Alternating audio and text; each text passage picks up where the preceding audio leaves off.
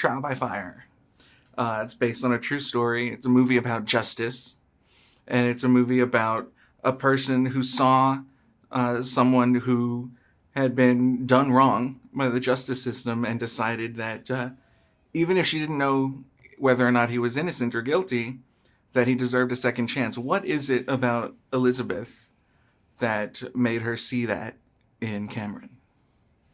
I'll ask your help with this. I think one of the most beautiful aspects of getting to know, all of us getting to know someone like Liz, is that she's a reminder that a very simple gesture of a small act of kindness can affect change, not only between the two human beings that share it, but the ripple effect. We're all here because of that story. And anyone who affects change with one person is impacting a community. And she's, with the help of those who worked on the case, I know she has such heartbreak when she sees the film about what happened. But she did, in fact, save other lives with this fire science, and others have been exonerated based on Todd's case.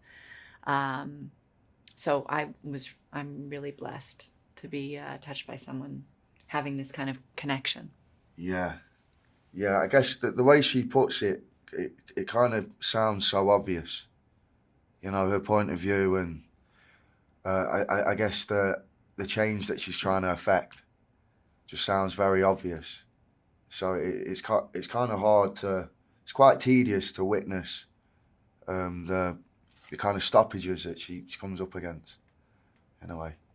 It's heartbreaking to see in the movie, people cheering when Governor Rick Perry talks about how many people he and his state have executed.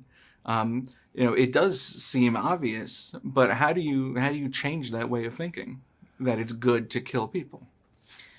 Well, I think the state of Texas is doing an interesting job because they've just said that they do not believe in killing human life, which is why they've just put into effect this abortion law, that it is illegal with the threat of murder, or potentially, if it goes through, the threat of the death penalty if a woman has an abortion after 6 weeks, which most pregnancy tests would not even show.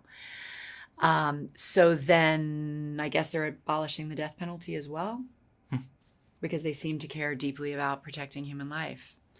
I think we have to get our stories in order. I mean, if our goal is thou shalt not kill, then we have a lot of rewriting of law to do in this country.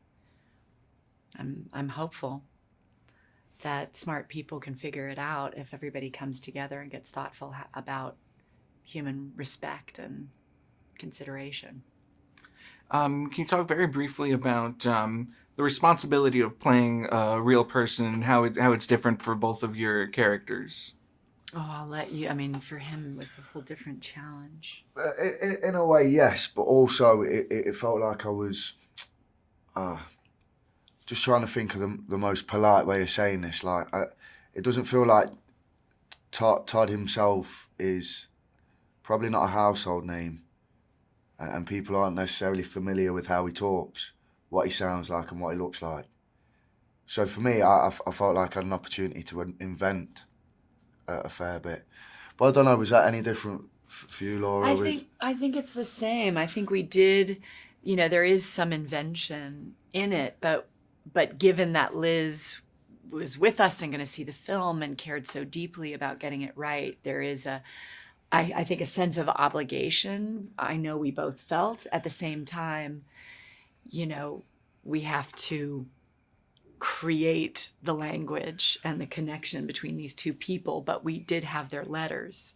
So it's like she gave us this extraordinary roadmap, and then there is the invention to try to create an understanding for an audience. Yeah, we had plenty to play with, and I feel like there's always a danger trying to imitate too much, you run yourself around in circles a little bit, just trying to be the person that, if he exists, it's kind of impossible, isn't it?